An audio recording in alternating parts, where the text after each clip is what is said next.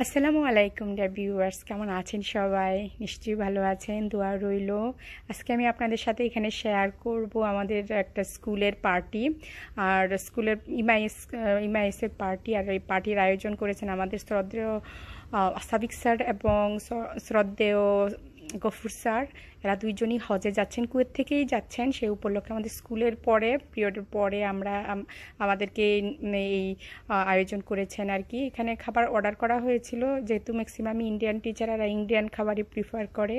তো ইন্ডিয়ান সেমাই এরকম হয় যে এই ধরনের দেখতে পাচ্ছেন, মানে আমাদের মতন একটু পাতলা টাইপের হয় ওদের সেমাইটা। আর দম বিরিয়ানি অর্ডার করেছিল, খুবই মজার ছিল দম বিরিয়ানিটা, হায়দ্রাবাদি দম বিরিয়ানি।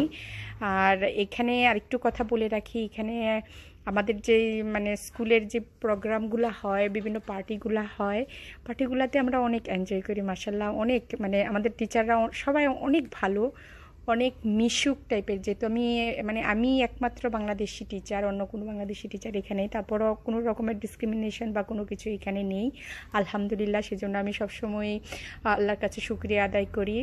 আর এই যে এখানে আমরা কিন্তু প্রায় সময় এখানে পার্টি হয়, এক একজন এক এক সময় এখানে পার্টি দিয়ে থাকেন।